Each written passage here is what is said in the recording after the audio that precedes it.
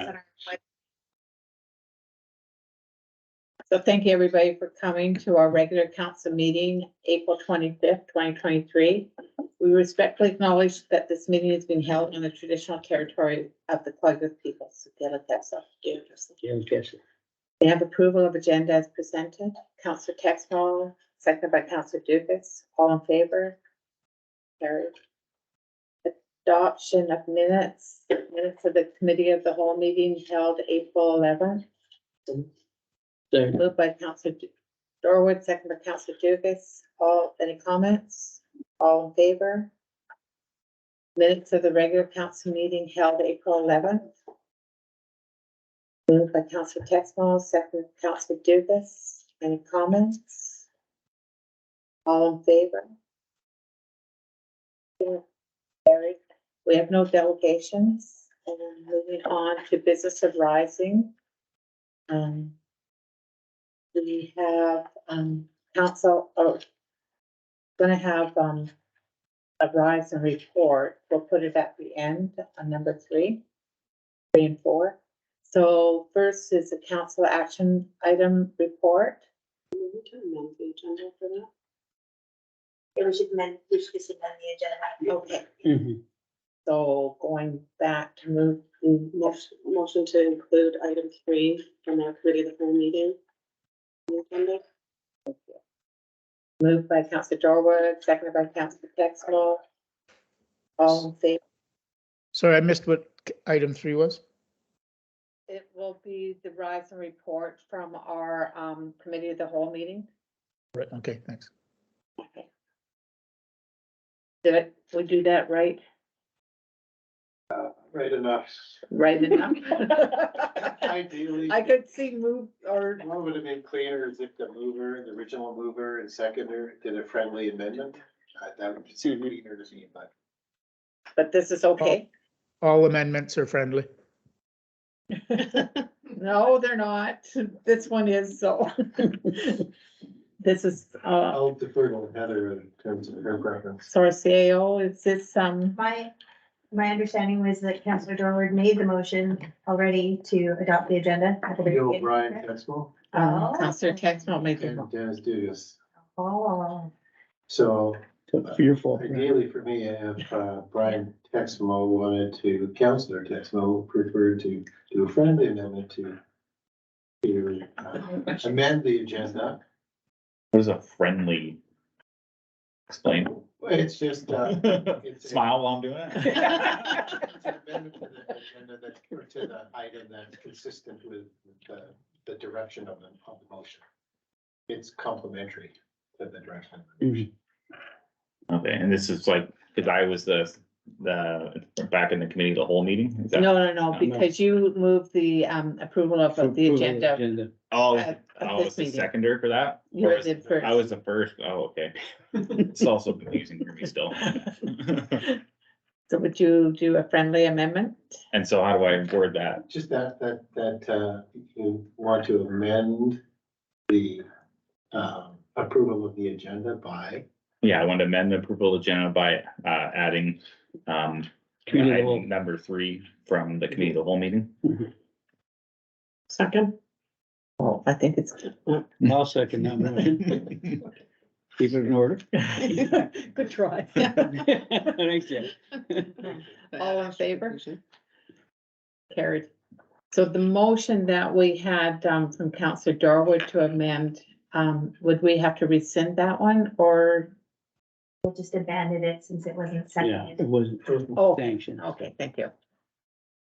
was out of order. Right? No. Thank you. Keeping us on the straight and Right. narrow. Learning from me, too, right? Yeah, all right, so council action item report. April 11th, 2023. Any comments, questions? To the Councillor chair. Dukas? And I know I should have brought this up at committee of the whole, and I apologize, but with regards to what's gonna be happening at Beaver Harbor Park with the recreation stuff. Where are we at with that? Cause somebody asked me about that today, actually, or yesterday, was asking me about, well, what's happening with Beaver Harbor? We're hoping to see something happen out there, but I said, well, I'm not sure. Yeah, so ultimately when you'll probably actually start seeing things happen is either closer to the later part of this year, the beginning of next year. Just because we're waiting for some approvals on the archaeological stuff that'll have to go through as well. Okay, So the proponents that put this forward are prepared for 2024 bill. okay, perfect, thank you. Thank you. Any other, questions, comments? Okay, item number 2, Safer Places pilot project, the Stink Creek pilot project continuation for 2023 for discussion. So I wasn't at the meeting, so I'm wondering if CAO Nelson Smith would like to take this on. Yeah, absolutely. So, thank you, Mayor. So we did have our meeting, last week, with regarding the situation. It was not, as we transition towards the situation table, we are still meeting regularly, but there was an expressed desire from, Shane Thomas, Mental Health and Addictions, as well as the RCMP and BCEHS to continue the work that we had already done in the absence of not having a more permanent location going forward. So they wanted to, beseech upon council to extend the pilot project into at least the first part of the summer to allow for the heat dome situation, as well as the outreach that was happening in the park. We are, there has been some discussion, and I can send out the minutes as well to those meetings to the rest of council so that they're aware that we are going to have an increased number of people in the downtown than we had last year, because that number is already currently increasing as they're doing their counts. And so the need for outreach is definitely higher than it was last year. And both BCEHS and RCMP saw an improvement in their ability to respond by having the Safer Places project that occurred in Stink Creek Park. It doesn't mean that they're requesting it to be long-term. It's just to try to bridge the gap between finding a new location, because ultimately we're still going to end up in the same situation. People are still congregating. Councillor Robertson? Thanks. I know part of the discussion at one point was to have an alternate site, or just some fair bit of discussion around site of the Safer Places. Has that conversation continued, and has there been any thoughts about a different site or 2 sites or anything to that effect?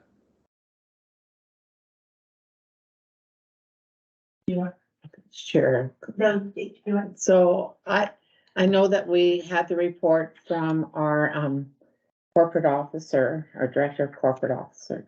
But we haven't discussed it any further than that, where there was a number of sites brought forward. And Stink Creek was still one of the sites that was in that report, but there were some other sites as well. At the meeting, did Shane and the others that were there say anything about the other sites? In turn, we actually discussed those sites before we even brought it forward to council, and they were all amiable. The issue comes down to who's paying, and because a few of those sites were on privately owned property. The most ideal site being the one that is directly between the Gray Street, right off of Gray Street there, that is privately owned. The other location that was identified in the corporate officer's report was the parking lot that's behind CIBC. Which is the overflow parking that we have for downtown. Stink Creek Park was the other location, and the other location that was privately owned was the Chevron location across the street from the Providence Place. So given the fact that we, don't have any funding for where we would be able to put that forward, so neither group has the funding right now in order to be able to implement that. And we haven't had any direction from council to purchase or lease any land for the purposes of that, plus the initial capital costs that would be required in order to get it up to a standard. That's where it sits at this point in time. Thanks. It had been slightly deferred to the mayor's task force in terms of identifying those locations, having those discussions with the groups, and determining what that location might look like. Yeah. The corporate officer. Thank you. Just a further comment. And this is obvious, but just to underscore the significance of it. In my experience, these things can be a little bit like a wedge. They go in at a very narrow end, and before you know it, they've grown into a lot more. So whatever council may choose to consider around this issue should also consider a fully serviced site, whether it's asked for or not. I think over time, there'll be a gravitational pull toward making sure a site is fully serviced by requests from whomever. So that means that you're gonna see requests for litter and other cleanup, so general maintenance. You're gonna see either porta potties or something more, probably porta potties. Perhaps some sort of water facility, lighting. There could also, we're already seeing this, but there could also be requests that the district, because it's facilitated this, pays for security in the downtown. Private security, so that I would counsel to think broadly in terms of the potential for costs that this might attract. If it doesn't, great, but it has the potential, based on my experience, to attract a lot of cost. No, so Texan. So having said that, who is gonna be the one that's gonna hold us to something like that, like liability wise, like, oh, if you guys are doing this, now you have to have security, now you have to have lighting, now you have to have this. Who enforces that side of things? Yes, sir. Thank you, through you to Councillor Texmo. If the district is leasing it to another entity, our liability is quite limited. There may be certain scenarios where there's liability, but generally, our liability would primarily be in the nature of the relationship of the lease, the construction of the lease with the tenant. That's less of an issue. It's more on the tenant putting social pressure on council to step up and deal with X, to step up and deal with Y. And so in my experience, there's often this sort of pressure to deliver on these add-on items for the well-being. It's hard to say no when you know the health, the safety, or well-being of a user group is being negatively impacted, and the logical body to receive the request might be the district. Puts council in a very difficult spot if council has not thought about these costs in front and is prepared in advance just in case the asks come. Councilor Lucas. Through the chair, with regards to where we're at right now with State Creek Park, and we're not leasing it down in Health or anybody, so it's basically ours. So at this particular time, we're liable if there's an issue down there of some sort. And through MIA or whatever. So at this particular time, we're totally liable for whatever we choose to allow to be on that property. We did it temporarily with a pilot before. And it was, I think, very successful. And I think it could be successful in the future, but we gotta take everything into consideration moving forward with regards to how much do we really wanna have in that particular location on our property when we're responsible for it, and how are we managing it, and how are we maintaining it now? Like how many dollars are we putting into it right now to make sure that it, you know, the porta can's taken care of, and whatever we put down there is safe, and the area is being cleaned up.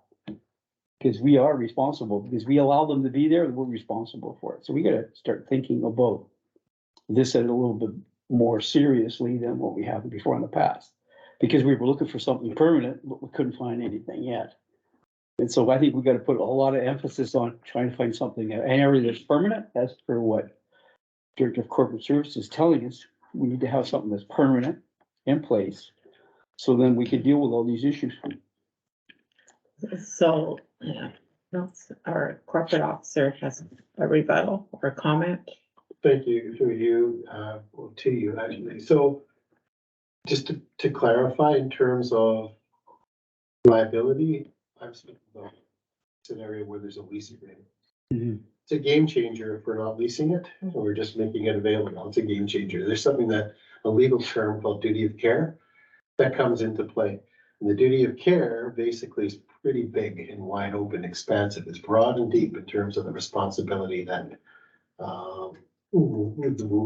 that would apply to the district. So if there was any sort of litigation associated with harm caused directly or indirectly by a use like this, my expectation would be, based on experience, it may not be perfect experience, but some experience, it would tell me that the judge would assess the degree to which the district viewed the risk through a reasonable lens and took reasonable actions to address the issue. So if, for instance, the district knew that drug use was going on in a certain area that it had made available, and it was demonstrated that it would be reasonable to assume that drug paraphernalia could be left behind, and if the district did not take reasonable precautions to address those threats, and if somebody was harmed by interaction with the drug paraphernalia, the court may find in favor of the litigant in a case like that. So expand beyond that to other sorts of things, violence,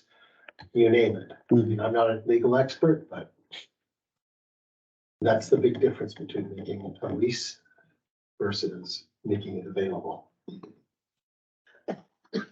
Councilor Dolan. Well, as we're all aware, there's many people that loiter in the downtown, and Mhm. most of them have addiction issues. This is something that we do need funding for. The province has downloaded it to the communities, not just our community, but every community. But until something is done, you know, what can we as the council do about it? I don't think anyone wants to see it anywhere. We've been through that, but you see it and you're going to see it, and, you know, going through the places that have been mentioned as potentials and the various issues with them. Again, I think it comes down to Stink Creek Park being the location. The professionals that deal with that part of our community every day are recommending that the Safer Places project continue. And I would be in favor of it continuing just in the same way, like no permanent structures that we've been through. That's where I'm coming from on the issue, that they say, the professionals are saying that you know, there's less harm, they're more able to help them. That perfect community, so. Thanks. Councilor Robertson. Yeah, thanks. I agree completely with Janet, and I mean, I think Stink Creek is the least objectionable choice, the park there. I think, but Janet makes a good point that a lot of the costs are being downloaded onto communities. And I don't think we can shake our hands and say, well, maybe we can find people and that'll make it go away or anything like that. I think that's counterintuitive, but I think we need to do what we're doing. I don't disagree with that for Heartbeat. I also think that we would do well to continue the discussions with government, and with the fact collecting that a lot of the professionals have been doing, just to explain this is quantifiably what the situation is, and using those facts and that data to convince government that they need to, provincial government, certainly at a minimum, that they need to step up here as well and help with the resources, and they can't just leave communities to try and do it on their own, because it's just going to be too much of a struggle for us. Anyway, I appreciate those comments, Jan, and I think but we need to continue down that line. I think too, I'm just going to chime in right now, and it's not done yet, but I saw a draft graph of the homeless count and the comparison of our town to cities across BC and other areas. And I knew there was a homeless problem in Port Hardy. It was staggering. I was stunned and staggered and shocked. And now that, I mean, they're working on making sure all the data is correctly annotated and proved and compared to other cities, but it's very, very sad that we have so many homeless people in town. It's so sad. That being said, I know that Sting Creek Park is controversial and people do not want to have so many people down there. The reality is when I drive by there every day, even though we don't have the tent, that people are, that's where their feet are going and they're walking to the park and they're in the park. I know that our Director of Corporate Services and our CAO and myself are working at a task, putting together a task force to address some downtown issues. And if we kept the Stink Creek as a pilot project for 20, as need be for the summer, and hopefully this task force and bringing together some other community members will come up with some other ideas. That's what text one. Two things, one with the chair, Ross, so just a quick thing, so we talked about making it available versus, like leasing.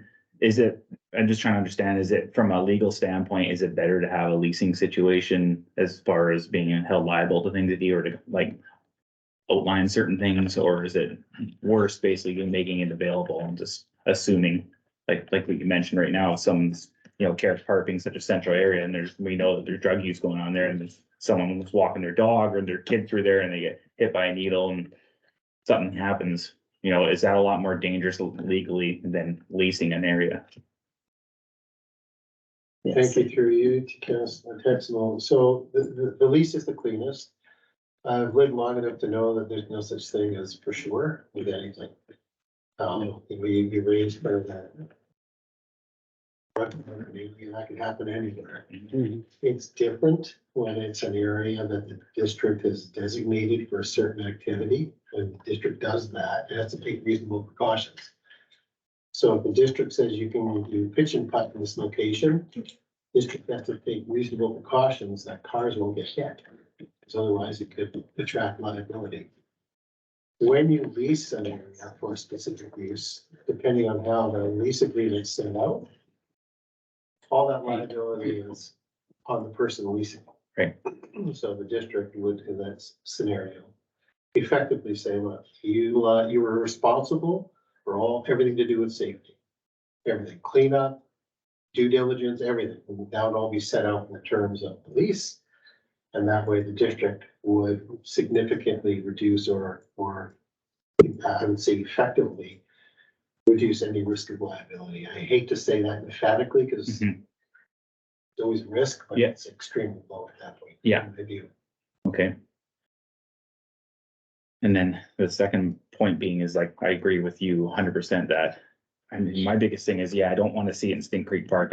It's so central and so many people are down there walking their dogs and kids walking through there. It's such a tough place, but one point I agree is it seems like it's already been set up as that location, no matter, without a tent there, there's still people congregating no matter what.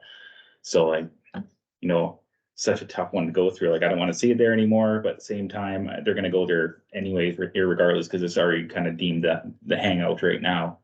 And making it available for now until the summer, until something can come up with a possible leasing or something like that. Like, I agree with that point, but I just want to really push the point that, I'm trying to get it out of Stink Creek as much as possible and find some sort of solution with a leasing agreement of some sort to build a shelter or something like that, or just lease it to someone.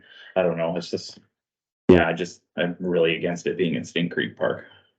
And I know there's the greater good that, we're trying to help out, but, I'm just, the amount of pestering you get for it being in Stink Creek Park from everybody it's pretty astronomical. And then even trying to explain to people that, it's not just that we're allowing it to happen, it's that it does make it safer for the people that, there are some rowdy groups there, but there's also people that actually need to be there and feel safe there, and that you're doing it so that reporting can be done, accurate reporting, the police know what's going on, right? But I'm trying to ramble on, just a tough one. Right? See you. Thank you, Mayor. I guess one of the comments too is it is a park, so people congregate in parks. And so, how they congregate is a liability. you know, you could have a bunch of people that are congregating and they're playing golf and we don't have any idea. It comes down to that, exactly what Ross was saying with the duty of care. And they're already going to use that park. And it would be interesting to see if there was another, if there wasn't a location, for instance, would we be increasing enforcement in order to push people out of the park? And that hasn't happened in the past. So I guess that's the devil's advocate portion, is going back to what Mayor Corbett said, is the feet are already taking them there. They're already hanging out there. They're already congregating in that location. Unless we go in and start pulling them out and moving them to another location, that's always going to be where they're going to congregate. And the other concern as well, and I'm not pushing council in any direction, I'm just pointing out just some of the evidence, is that by trying to get people away from those storefronts was relieving some of the pressure that was happening in the downtown core that the businesses were complaining about. We didn't eradicate all of it through this program, but it did help with some of that. But it also gave that insight into being able to provide people with water and food services, and then the social services that they require, and being able to have a bigger audience. We also did experience, at the very beginning, we experienced a high amount of garbage in the area.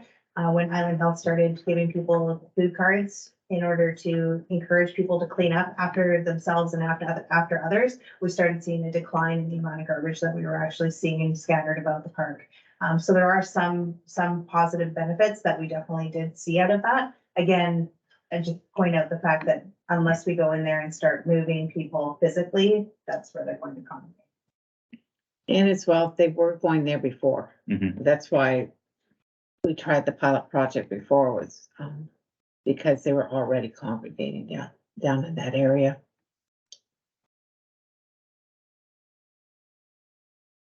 So Texas, So I guess the big thing is to decide, like, with, do we just extend this pilot project with heat dome in there in the summertime until we can, the task force gets together, and like, I know you guys are working hard on this. This is such a tough issue, and I know there's so many people trying to get together to try and solve this, and it's almost unsolvable to some degree. It really is.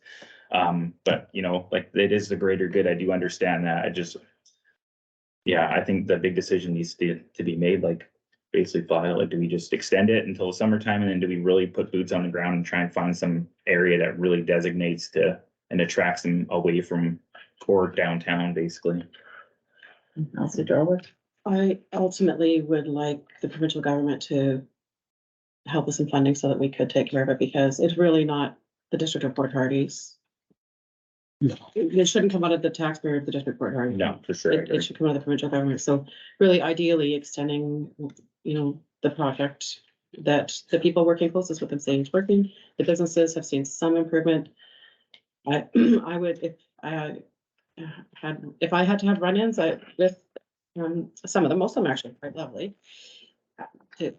But I would rather be walking past them on the sidewalk than at the park than as their business in the Port Hardy Shopping Center, for Yeah. instance. So it's not ideal. You're totally right, but it's what can we do under the circumstances until we have some proper funding to find some proper facilities, and that's my mindset on it anyway. So I'll make the motion to continue it through to, what do we want? The end of summer? Prime heat dome time is typically July and August. End of August? The end of August. We're both the middle of September. I think they'll probably come back, or hopefully we'll have something else in place, something better, a better place, because there was another better place we felt, I think most of us felt was Yeah. identified, but it's private property, and Yeah. so someone has to come up with the money to buy that and such, so. Yeah. So hopefully an alternate plan by that time, but, so I'll say, end of August. Yeah. Councilor Robertson. Yeah, I'll second it. Happy to second it. I don't know if it's sort of implied in the motion or whether we need to include it, but that at that time it be reevaluated, the site and the whole process be reevaluated. I don't like reevaluated, but be reviewed, I guess. the Director of Operate or Corporate Services. Thank you, through you to Councillor Robertson. You don't have to specify that it be reviewed once it runs out. It's up to whomever to bring the issue forward. So it will naturally be reassessed if there is a desire to reassess it by the proponents. Yep, and I thought it might be redundant, but it's okay. It's all good. Thank you. So I just wanted to also mention when, our CAO was talking to Island Health and at the meeting last week about the gift cards. They weren't just handing them out willy-nilly.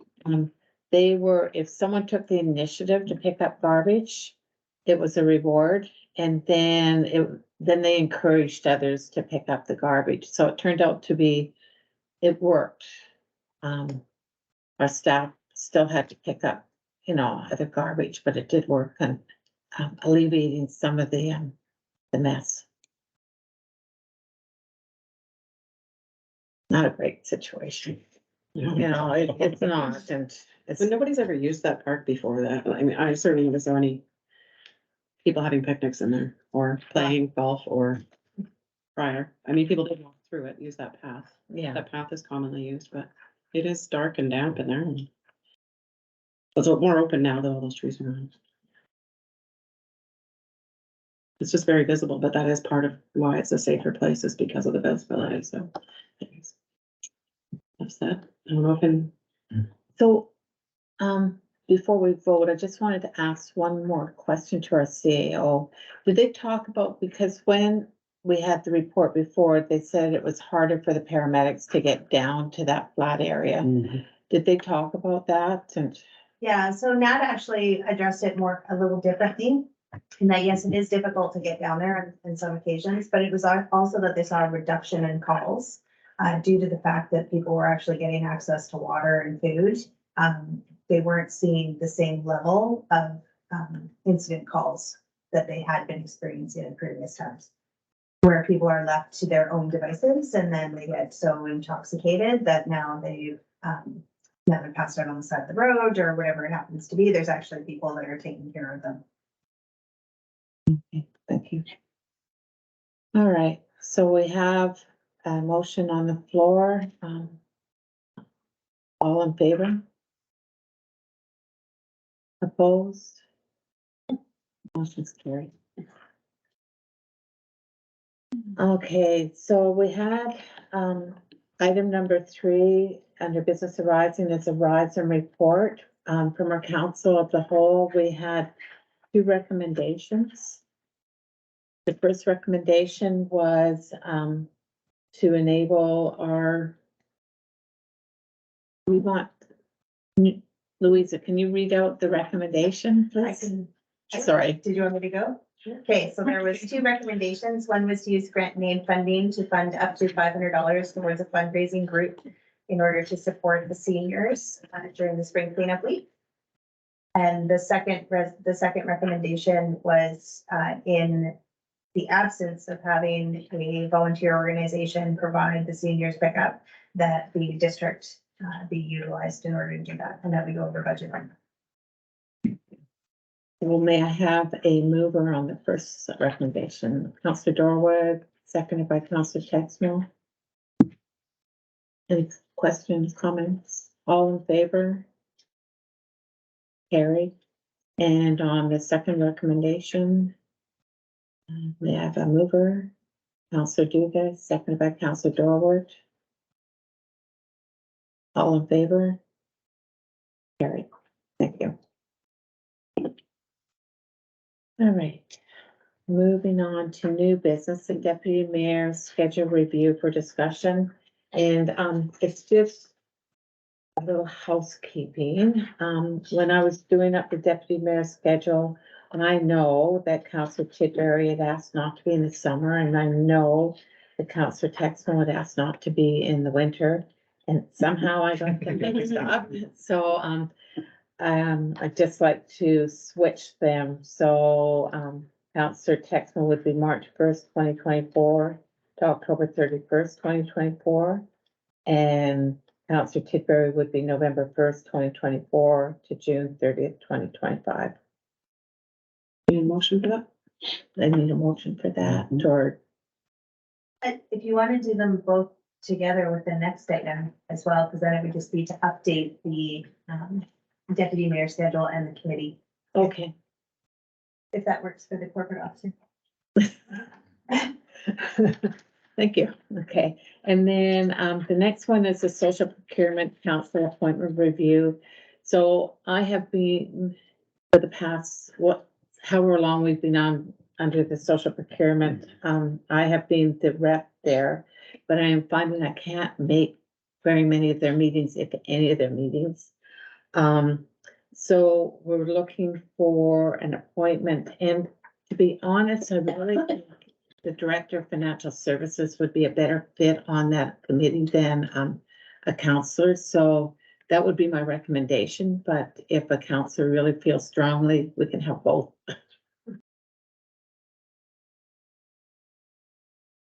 Nobody's feeling strong. I don't see any very strong feelings. As long as the director of finance is willing to do it. Yes, so is our Director of Financial Services willing to be the appointee? Yeah. Oh, good, thank you. There's a meeting coming up. By the way, it's tomorrow. I think it's on Friday. I'll send you the info. You probably get it already, right? Yeah. Yeah. So do we need a motion to update the appointments? So the motion would be to remove Mayor Corbett Labatt from the BCSPI, and that'd be a staff representative that be appointed. And then the second motion would be to amend the deputy mayor schedule as Louisa has written. Thank you. So two motions? Two motions, Two motions. just one. Oh, sorry, I'll make that motion. Moved by Councillor Dorwood, seconded by Councillor Textron. Any comments or questions? All in favor? Carried. Second motion, It's all in one. all in one, is it all in one? Okay, great. Item number 3 is a UBCM Community to Community Forum. There's an application intake of May 5th, 2023, with a deadline. And so just bring it forward for discussion. Mr. Butler? I thought it would be nice to have a C2C with each of our local First Nations. I know that we can only apply for one grant according to this growth for intake. But maybe we could speak with the First Nations and see if they want to apply so that we end up with 3 of them. Yes, our CEO. So we could actually apply without having to have that formal conversation ahead of time. It's when you actually get the approval that you just have to have them provide a letter saying that they're supporting the actual event that's gonna happen. So we have in the past, we actually do have an application that we have submitted to actually get everybody together Okay. and have discussions, whether it be one-on-one or whether it be as a whole. So we could resubmit that application and then work towards that, because the funding deadline is May 5th, but then you spend the money between a certain period. Mhm. If you don't spend it between that certain period, it just rolls back and it doesn't preclude you from ever being able to apply again. Mhm. So if you only get one or none, or all 3 to participate, then you just scale back the budget depending on how that, and how it works. Okay, that's sort of what, but I was thinking 3 individual meetings. Was if the other nations were amenable to that. So like 3 in different, like, not a group one, not all 4 communities, but. We've done that in the past too, where we've had individual nation meetings and dinners and get-togethers and stuff like that. But they would have to apply for because we can only get one. No, Nope, you can apply and say that we're gonna do all 3. And because the budget now is $10,000, 100% with no 50% to give in, you could say that you're going to have one dinner with one Okay. dinner with Kwasana. Thank you. Okay, now that makes sense. Okay, thank you. And we just separate it within the application Okay. with verbiage. Okay, that works. That's great. I didn't even think about that. That's great. Director of Corporate Services. Thank you. You know, I shouldn't really chime in on this, but maybe there's some value, and maybe you're already thinking about this, but in one community I was involved with, there was a great benefit in providing that money to the First Nation for them to host it.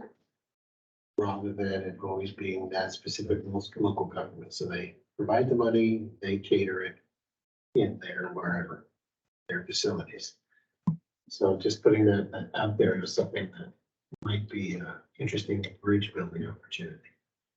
And we certainly could, in the application, can we make it generic enough or so that that is a possibility if they were so that way inclined?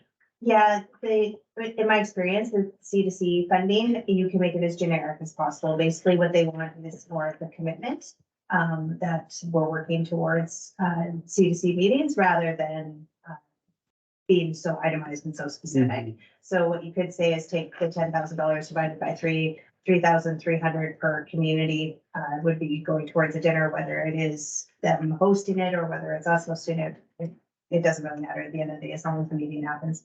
And if I remember correctly, it's 10,000, but it could be an additional 10,000 if we can get a memorandum of understanding Yeah, you've got. Bylaws and stuff. and bylaws and that. And I'm just thinking there's a couple of communities that we need to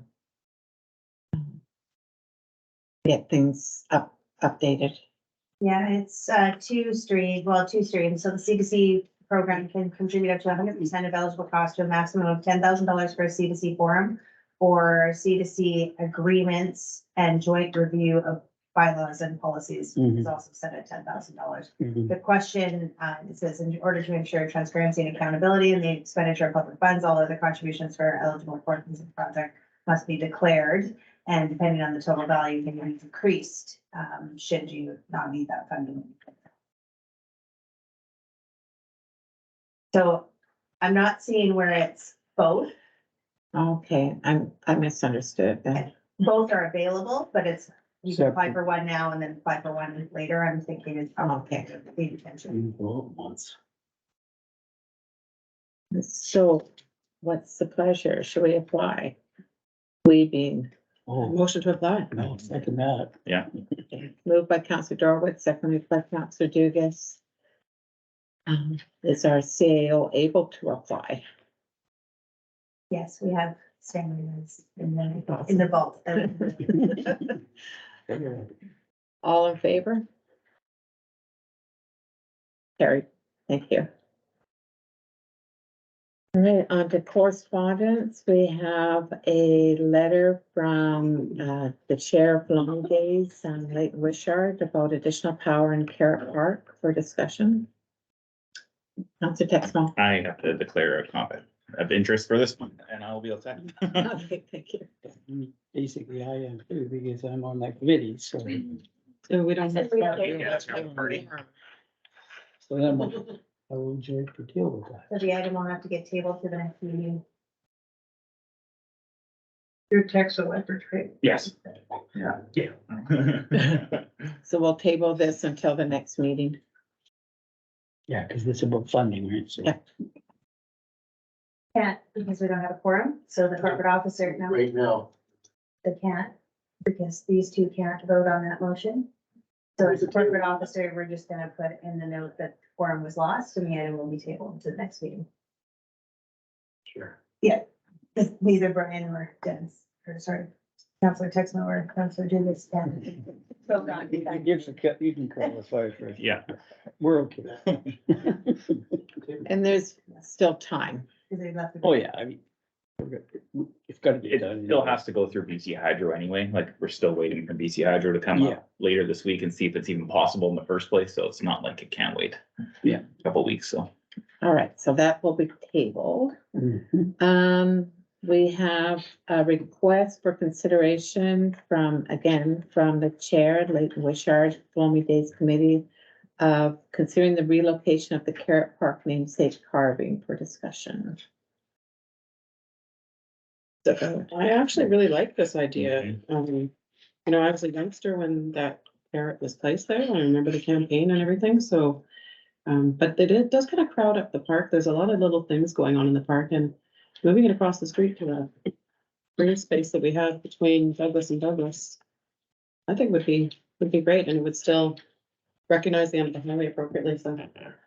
Counselor Texman? Fully in agreement with that. I think it's not gonna hurt to move it across the street and it frees up a lot more room down there. And it's not like we're moving it and getting rid of it. We're just relocating just across the street. Counselor Dory? The one question is, what's the cost, I guess, within the budget, it's always. So this was only if we were gonna get a new carriage or refurbish a carriage. So I don't think it's in this year's budget. So it would be upcoming and it could be maybe in next budget's year, because we're not gonna move the carrot without refurbishing it, because it'll probably fall apart. I think you're right. I don't think. Counselor Robertson? Yeah, I was just gonna refer it to the next year's budget process. Thank you. So is that your motion? That would be my motion, is to refer it to the next year's budget process. I'll second that. Seconded by Counselor Dugas. All in favor? Carried. From Aaron Moore, RPF Forest Analysts and Inventory Branch, response to our letter that was sent to the public discussion paper. Any comments or questions? Counselor Robertson? Yeah, I'm looking for a translation for the, of the, I read it a few times and so I need I this. think it's written in Forestese. But my assumption is the letter is a page and a half telling us that what we were looking for, that 75,000 cubic meters, is going to be up to the minister. Mhm. That's actually a question. Am I correct in that assumption, or is there more to it that I'm not truly understanding? Counselor Dugas? Through the chair, I was curious about that too, Counselor Robertson. And the other thing I was curious about, did our community forest board have a chance to look at this letter to maybe help interpret Yes. what it's about? The executive director, Ione Brown, wrote it. I signed my name to it, but basically she Yeah. wrote it. Yeah, And the other letter, but I mean, what the response is what I'm talking about. The response to the letter that we sent.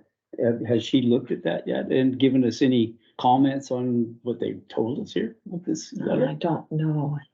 It was just received, Mhm. so if council gets it first and then we. Okay, I would like to make a recommendation that maybe that our community forest board just have a look at this and give us their interpretation of what it's trying to tell us. Send it to their translation services.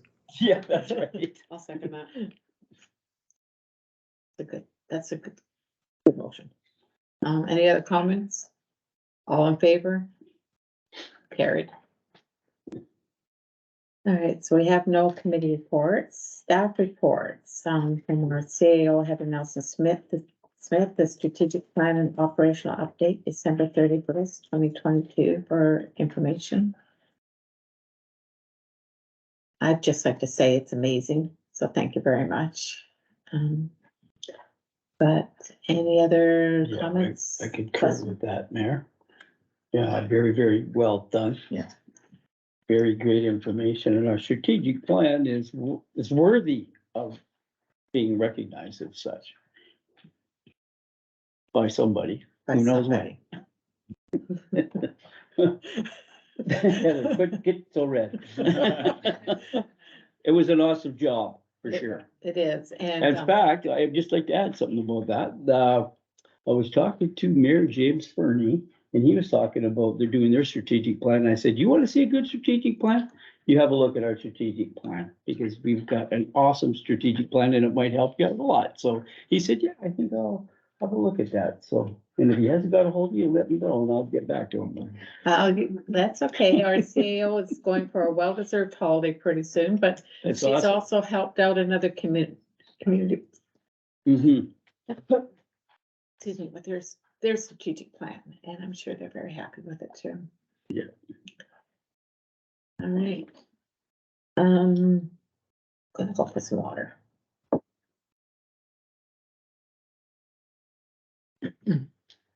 Excuse me. Any other comments? I'm good, thanks. So current bylaw and resolutions, bylaw number 1161, 2023. Financial plan bylaw for adoption. Moved by Councillor Dorwood, seconded by Councillor Dugas. Any comments or questions? All in favor? Carried. You doing okay there, Mayor? Yeah, I'm not sure what happened there. Councillor, or sorry, CEO Nelson Smith.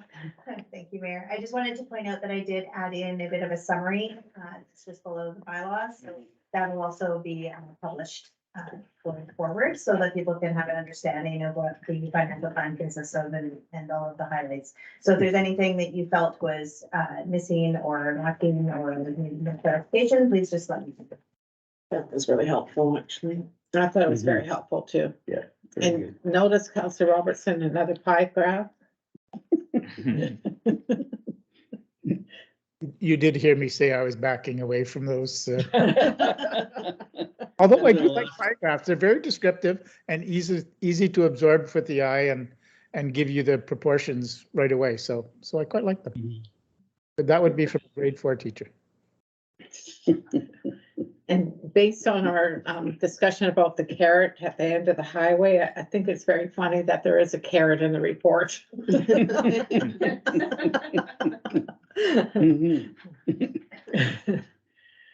All right, so no pending bylaws, council reports, Councillor Robertson. Sorry, I had to find my microphone button. Yeah, no, just a few things. Went down with folks to AVICC, which I thought was very good. I was quite impressed with the organization and everything that happened and the sessions. Yeah, no, it was good. So I was pleased to be able to make it there with other councillors and the mayor. There was just a FAC meeting, the Ferry Advisory Committee meeting. Again, it was interesting listening to people. A lot of people from the Central Coast and Haida Gwaii or have concerns about Route 11, Route 28. But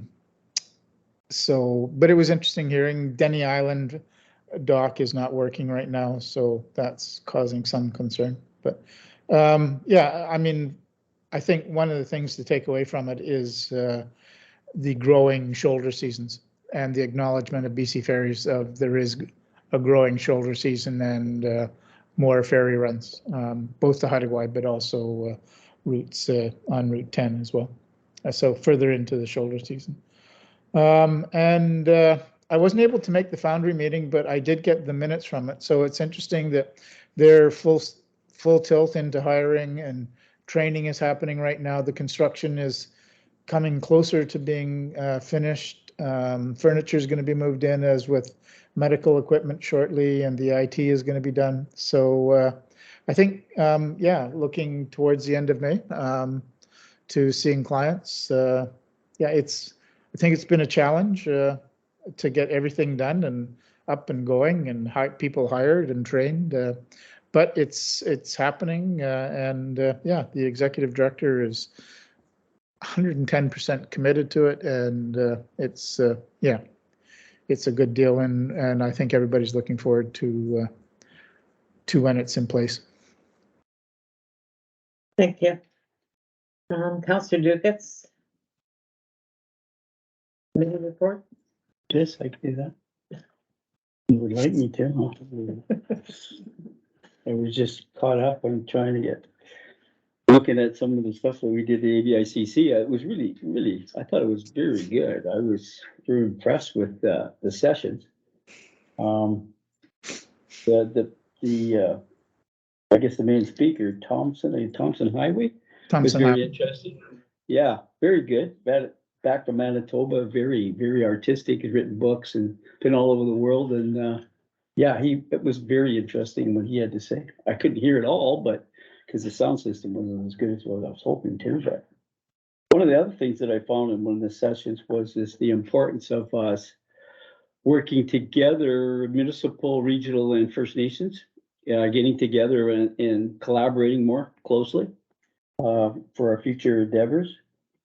That Emergency Program Act was a little bit, it was very interesting what's gonna be happening here in the future, because we're gonna be held to be responsible for our assets and figuring how we're gonna do all that. And when they were bringing all that to our attention, I'm thinking, oh my goodness, another one dumped on our staff. I'm thinking, how are we gonna get all this stuff done? Cause they're talking about figuring out our risk levels and different things that happen in our communities. And, it was a little bit scary, I thought, with regards to the future.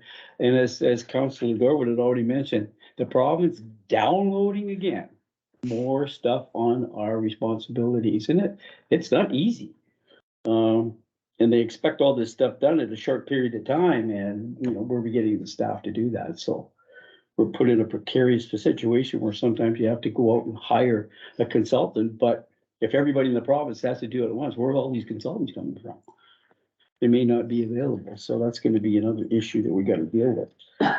I think that the session that they had with regards to Travis Hall and John Jack put on with regards to Indigenous nations and how important it is to talk about us working together, I think that was really good. I found it very, very interesting with regards to their perspective, being, you know, a part of an Indigenous nation, but not only that, but also representing a regional district that they're involved with, because they've been voted on those areas. And it was pretty interesting how that all works. Another thing that came up there at ABIC is the lack of volunteers in the province. Every community and everybody that was there was saying, we can't get volunteers. And we just talked about this earlier in our community, the whole meeting. We're looking for volunteers to come and help to pick up seniors' garbage in our community and trying to find somebody. And at this particular time, we haven't really had anybody that's come forward to help. And, but that's everything. And for us, on the Filomi Days Committee, it's one of the other big things that we're always worried about, trying to get enough people to help. So that's, something like that. That's not good. Homelessness, well, that everybody's dealing with all that, right? I mean, that's not going away. Climate action, what are we doing about our climate action in our community? That's another thing that was talked about there.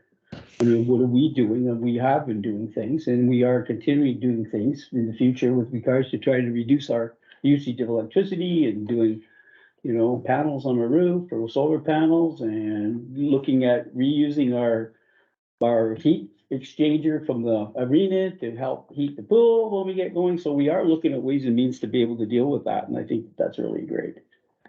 And I'm really excited about it. But every community on Vancouver Island is dealing with the same things, right?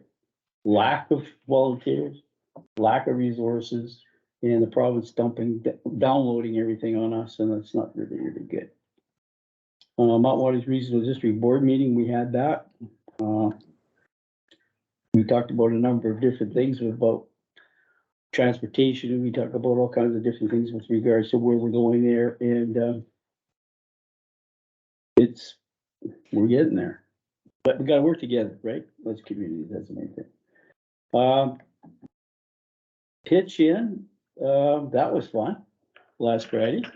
We got lots of stuff done, going around the community. I got to bring my granddaughter with me and introduce her to volunteerism. She'd like to be a volunteer, right? And pick up garbage. I mean, that's something that they should, young people should realize that that's something that they should do to help clean up the community. I think it's a great idea. Discussions are ongoing with myself being involved with the North Island Seniors Housing Foundation, talking to BC Housing, talking to contractors and developers in our area to help us to get that housing going. I had an opportunity to talk to Chief Tom Nelson today, and he brought an interesting thing up to me, because he's always talked about seniors housing up here, because he wanted to move into the last one that we were going to build, which we didn't get. And he says, we gotta get together, all the chiefs in our area and the region and the district of Port Hardy and your group, and we all gotta sit down and come up with a plan to get this thing done. Cause he said, we need seniors housing here. And, he thinks that if you can get the indigenous nations and the chiefs of that particular area together, that they have opportunities, because if it's multicultural, which it is supposed to be, that there's opportunities for getting funding. Bigger opportunity to get funding than if we were just going on it without them being partners. So I thought that was pretty exciting. So when we start talking about C to C, maybe that's a great idea too. Come bring it together and talk about housing as a group. So that was exciting too. So anyways, I don't want to take up any more time because there's other people that have to speak. So thank you very much. Counselor Texel. A few weeks back, I met with, Rachel Blaney and, a bunch of other people, pilots and, business owners such as AirCab and, Pacific Coastal to address the issue of the weather stations locally here. It's such a big issue and one that contributed immensely to a catastrophe back in November and then ongoing issues. So basically meeting with her to discuss basically all the issues that we have and how we go about getting them solved. And everyone really came out here with all the ideas and everything, and she sat there and listened to all of it for quite an amount of time. And we basically put it all down in writing, and she's already gotten back to us with emails, which is great. So she's working hard on our behalf to make, bring it to the house and actually talk to people about what our issues are here in rural communities and how big of a safety issue this actually is and how simple of an issue it is, but nothing's getting done about it. So that's one thing that was good to meet about that and get that tabled and actually get it brought, in front of the appropriate people. And then the other thing, I didn't make it to AVICC, unfortunately. I wish I could have. But I did make it to the community pitch-in to do the pick up a bunch of garbage, and that we did. Even our mayor was there, cast and all, with a shopping cart, picking up garbage, which is awesome to see. So, yeah. And then there's even some local, members of the town that showed up. I was wandering through Stink Creek Park picking up garbage, and next thing you know, there's 2 or 3 other people wandering through there, which is good to see. I pulled 6 garbage bags full of garbage out of Stink Creek Park and 4 garbage bags from Chevron, and I was there with Heather, and we powered through Chevron. I mean, the only thing that I would say about this, if there's any criticism, is that it needs to happen more. I said I could have spent 2 days straight there at Chevron picking up garbage because there's so much there, right? It's just, it's crazy. It's so hidden, you don't think about it. And even in Stink Creek Park, I pulled a chair out of Stink Creek Park. Like an office chair, and Heather's sitting on it now, but yeah, no, it's good. It's good to see that happen. Other than that, that's it for me. Thank you. Last week I attended the Community Consultative Committee where we're working on the official community plan.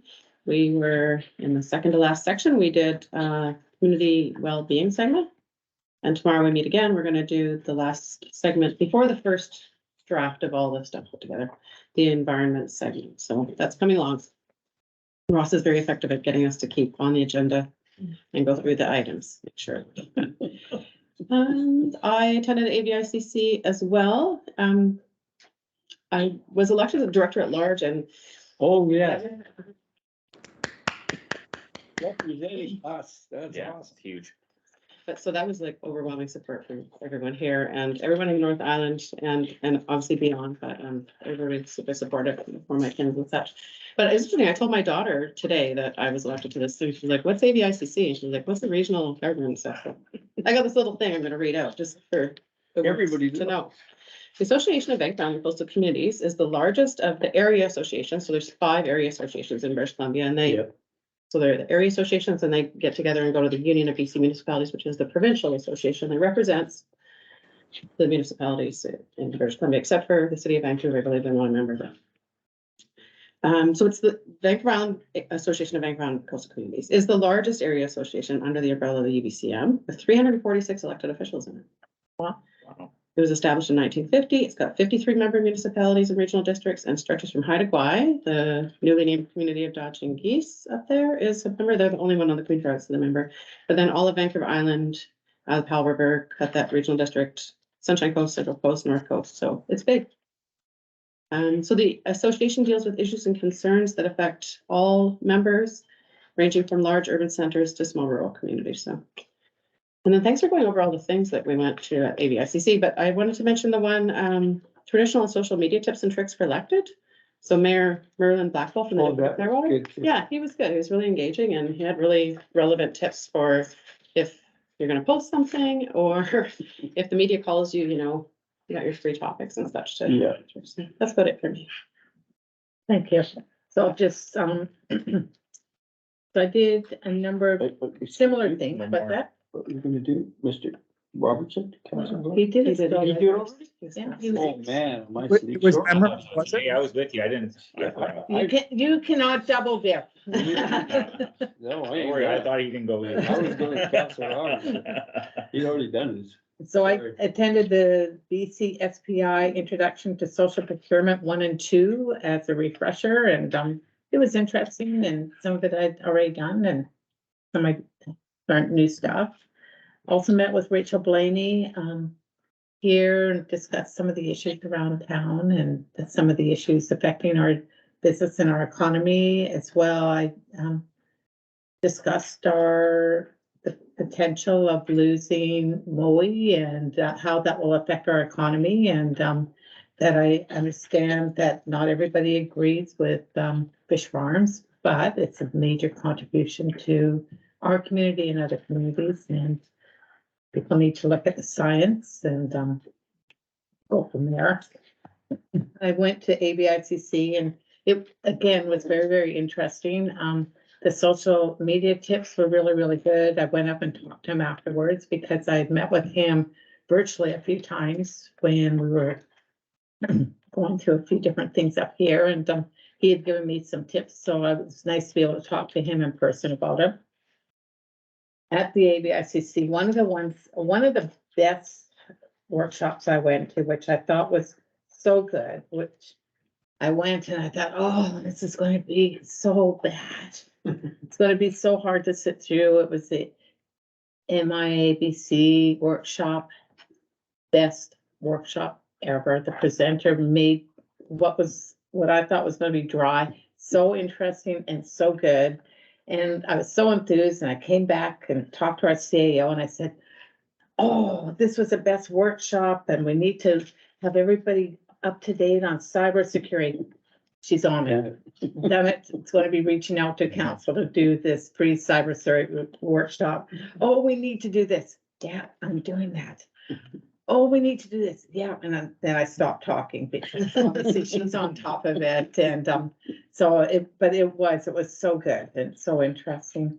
The other thing that was really interesting that happened, I think it was just last week, was we had Veronica Carroll, Chief Executive Officer from the Children's Health Foundation of Vancouver Island, come and do a brief talk to council about the Children's Health Foundation, but as well the house that's in Campbell River and how right now, I think they've had, thank you, Councilor Robertson has put it up on the screen, about our story. Quality.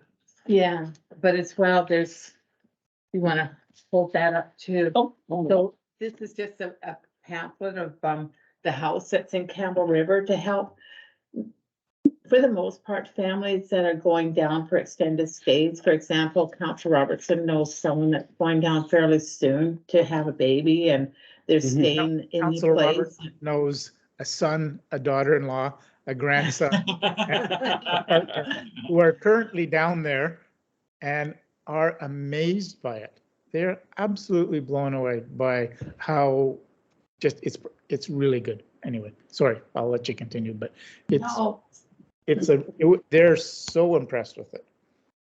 so if So- anyone wants to have a look through the brochure, it's stunning, the house that's down there and, it's getting more and more visits by North Island people, Mhm. but there's still availability and you just sign up for it. And, I think if you can afford it, it's $25 a night. But if you can't afford it, they make other arrangements. It's a really good price. Yeah, 25 a night? Mhm. I know. That's crazy. For last time, it's just so much more affordable, and they are so much further ahead that way.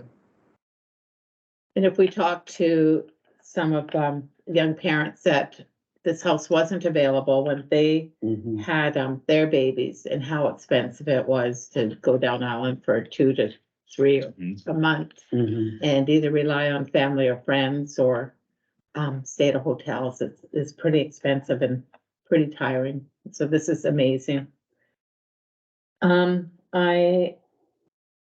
The Aboriginal Coalition to End Homelessness from Victoria is still looking at coming up and working together with Building Blocks and other providers to help address our homeless situation up here. And on May the 5th is the Murdered Indigenous Women and Girls Awareness Day, but there will be an event out at the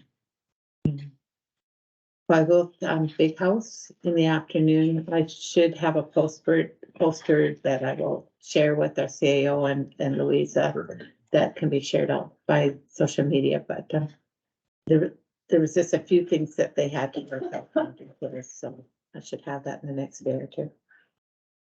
And I think that's about it right now. So thank you. So, notice some information and announcements. There's a lot happening in the next few weeks. Mhm. No in-camera meeting notice, but we have a continuation of an in-camera meeting tomorrow.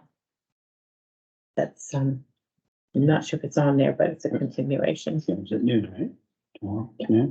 There's two, one starts at noon, so that's the financial plan, or not the financial plan, the financial statement presentation, and then the tax rate bylaw.